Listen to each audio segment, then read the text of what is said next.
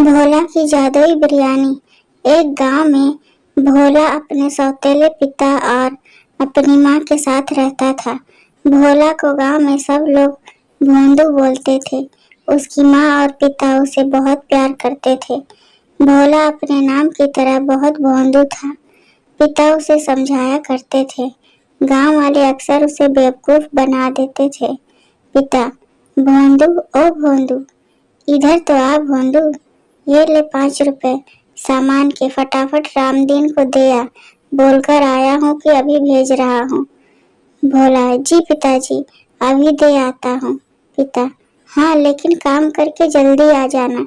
गांव के पीपल के पेड़ के नीचे कुछ लोग जुआ खेलते थे। आदमी: हे भगवान, यह मैंने क्या कर दिया। मुझे लगा था कि बाजी जीत गया, रुपए 2 गुने हो जाएंगे, पर सारे के सारे जुए में हार गया। अब मुन्नी की दवा कहाँ से आएगी। सामने से भोंदू जा रहा था।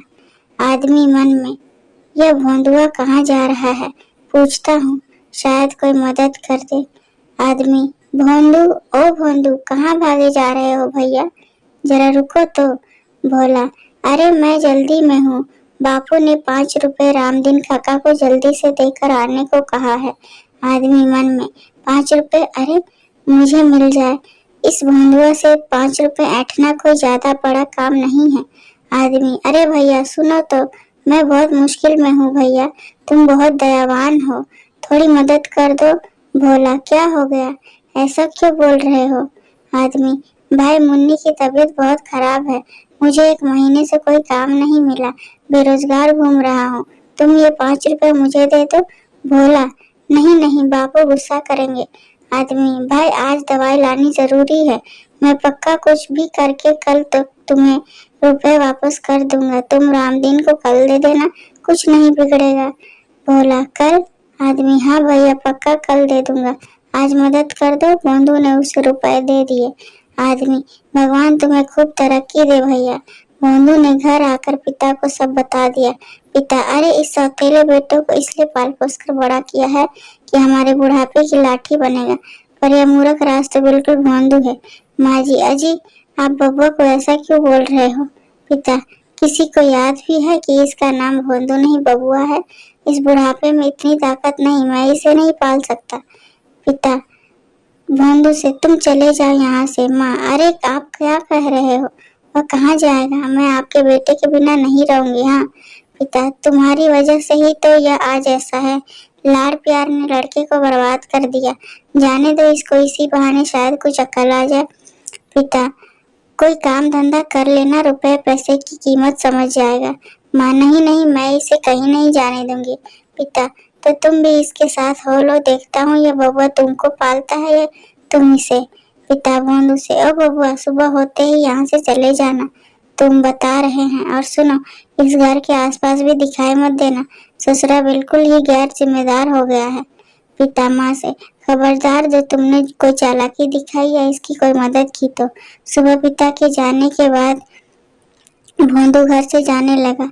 माँ तो सुन, रात को चुपके से अंदर आ जाना, समझ गया ना भोंदू। ठीक है माँ, जा आज रात को चुप कर आ जाना। भोंदू घूमते घूमते एक वीरान जंगल से गुजर रहा था। भोंदू: अरे वाह, अमरूद का पेड़। उसने पेड़ पर पत्थर फेंका, नीचे पत्थर गिरते ही जोर से आवाज आई, टन। बोला: ये कैसी आवाज है भैया, हटो, मैं तो अमरूद तोड़कर ही रहूंगा। उसने फिर से एक पत्थर उठाया और अमरूद की तरफ दे मारा।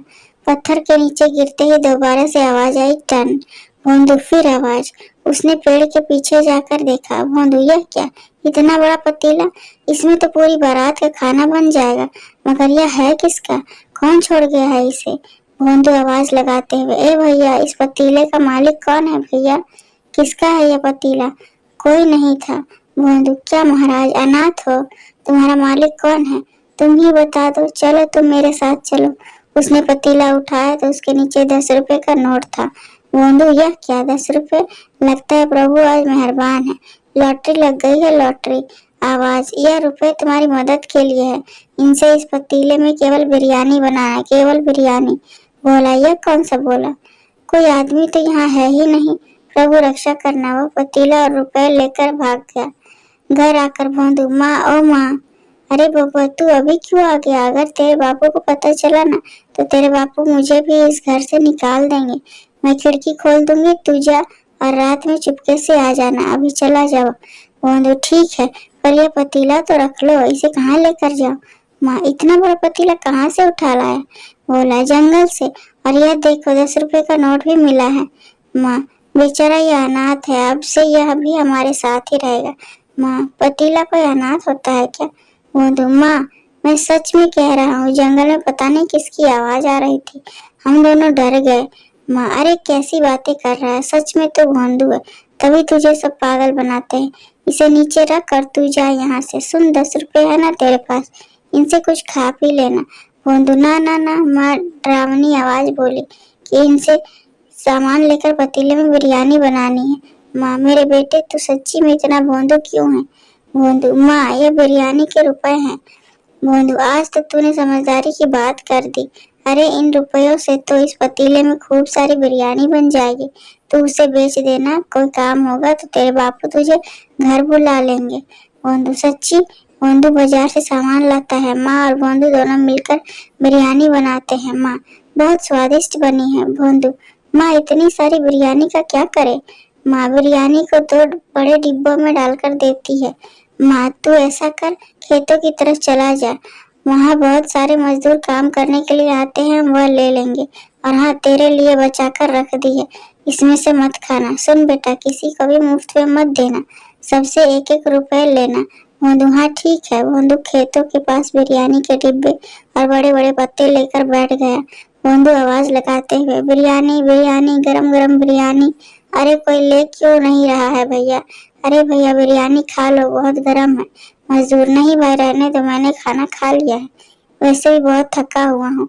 ए भैया आराम करने जा रहा हूँ। भोंदू अरे एक बार खाकर तो देखो, मजा आ जाएगा, तुम्हारी सारी थकान गायब हो जाएगी। हाँ भैया।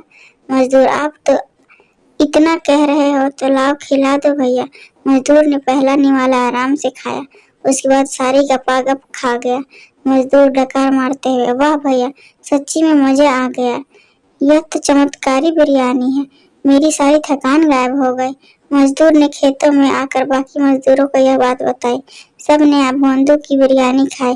भोंदू सबसे रुपए लेकर वहां से चला गया।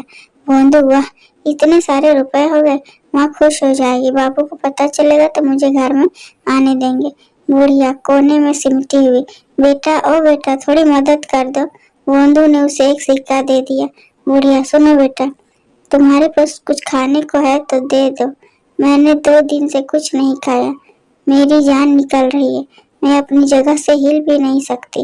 भोंदू ने डिब्बा खोलकर देखा। भोंदू सारी बिरयानी खत्म हो गई है, यह लो थोड़ी सी बची है।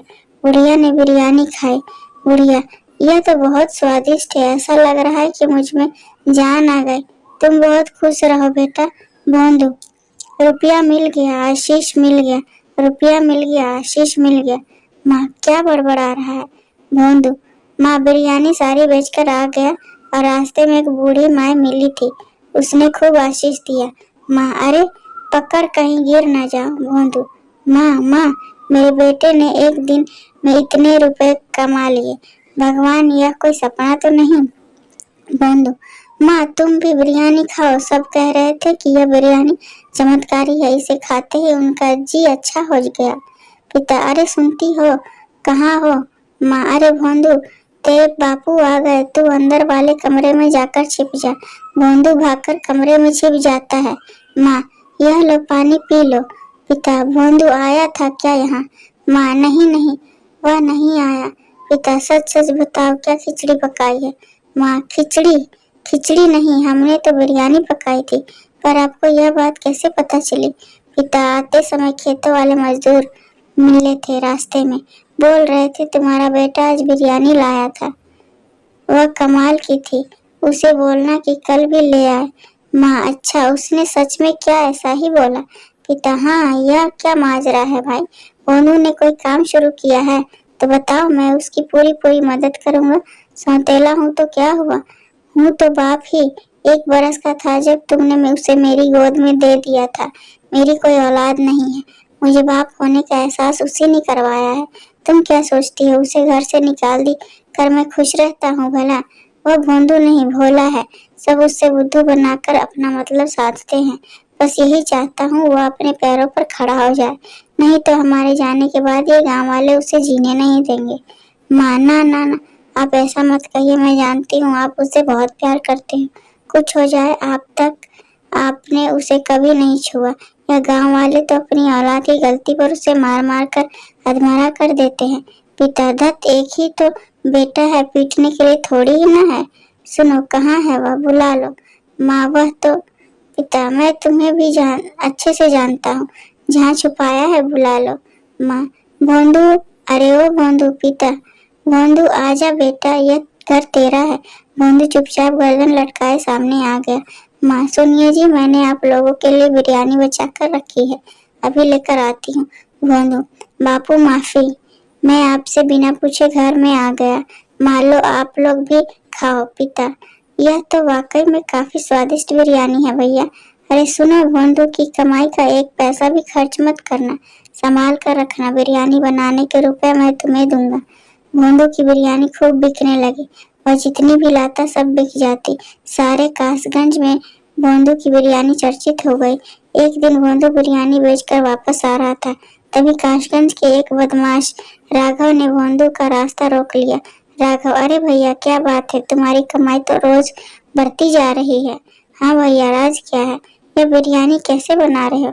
मतलब कोई मसाला वसाला है तो बताओ भाई, हमें भी। भोंदू, ना ना ना, मैं नहीं बताऊंगा, माँ ने बताने से मना किया है। राघव, भगवान कसम भैया, मैं किसी को नहीं बताऊंगा। अब बताओ तो सही, क्या राज है? भोंदू, राज दो पतीले में है। मुझे जंगल से एक बहुत ही बड़ा पतीला मिला है, उसमें लाजवाब बिरयानी बनती है, कोई झंझट नहीं है। राघव, अच्छा तो यह बात है, इस पतीले का कमाल है सब। आधी रात को राघव खिड़की से भोंदू के घर की रसोई में घुस गया। राघव, अच्छा तो यह है चमत्कारी बिरयानी बनाने वाला पतीला? अरे बाबा, यह तो बहुत बड़ा है भैया, इसे बेच भी दूं तो बहुत अच्छा माल मिलेगा। राघव एक हाथ से पतीला उठाने की कोशिश करता है, फिर दोनों हाथों से कोशिश करता है, पर दूर जाकर कहता है, राघव ये पतीला देखने में इतना भारी तो नहीं लगता, चलो दोबारा उठाता हूँ। उठाने पर पतीले में से एक हाथ निकलकर राघव को दूर फेंक देता है। राघव, अरे तेरी इतनी हिम्मत! रे बेटा रुक, तुझे अभी बताता हूँ। दूसरी तरफ कमरे में पिता, सुनो, भोंदू की कमाई के रुपए लेकर आओ, देखो तो कितने हो गए हैं। माँ रुपए की गड्डी लेकर आती है।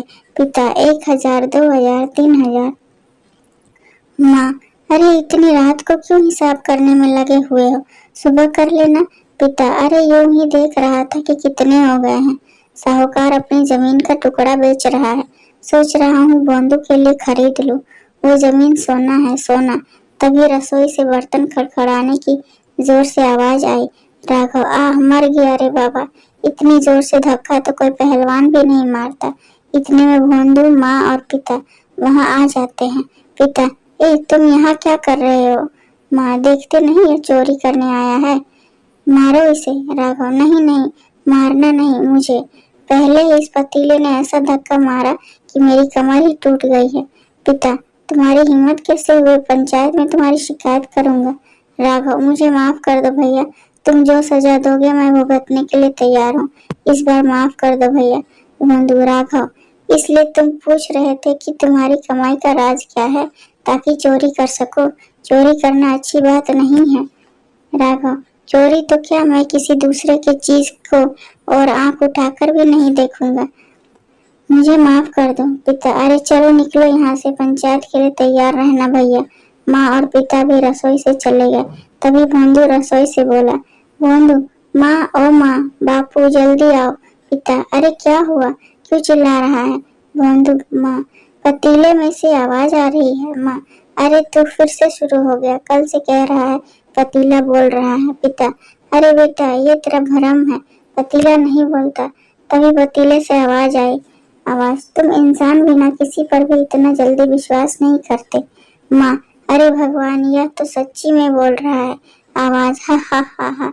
अब तुम लोग मेरी बात ध्यान से सुनो, इसमें चमत्कारी बिरयानी बनती है, जो भी खाता है उसका कल्याण होता है, और ये पतीला निस्वार्थ आदमी को ही मिलता है। भोंदू ने कभी किसी का बुरा नहीं किया, इसलिए उसे यह पतीला मिला। बिरयानी ने अपना काम कर दिया है। अब तुम किसी भी पतीले में बिरयानी बनाओगे, सारी बिक जाएगी। पिता: क्या सच में? आवाज: पर एक शर्त है, तुम लोग यह बात किसी को मत बताना, किसी का बुरा मत करना और लालच नहीं करना। दिन में केवल एक बार बनाना और बेचना, गरीबों को मुफ्त में खिलाना। यदि लालच किया तो मेरा आशीर्वाद समाप्त हो जाएगा। माँ: नहीं नहीं, हमें तो केवल भोंदू के भविष्य की चिंता थी, वह आपने दूर कर दी। आवाज: अच्छा चलो, मैं अब चलता हूँ, अब किसी और अच्छे इंसान की सहायता करनी है। पतीला जोर से घूमा और धुएं में परिवर्तित होकर अदृश्य हो गया। उसकी जगह चावल के कुछ दाने थे। पिता ने चावल के दाने उठाकर कुछ भोंदू को दिए और कुछ माँ को दिए। भोंदू: माँ, इन्हें घर के रखे चावलों में मिला दो। पिता: चल बेटा, इन्हें पूजा घर में रख दे। भोंदू ने चावल के दाने पूजा घर में रखे। तीनों ने हाथ जोड़कर भगवान को प्रणाम किया। अगर ये छोटी सी कहानी पसंद आए तो लाइक, कमेंट और शेयर करें। चैनल पर नए हैं तो सब्सक्राइब करें। इस कहानी को सुनने के लिए बहुत बहुत धन्यवाद।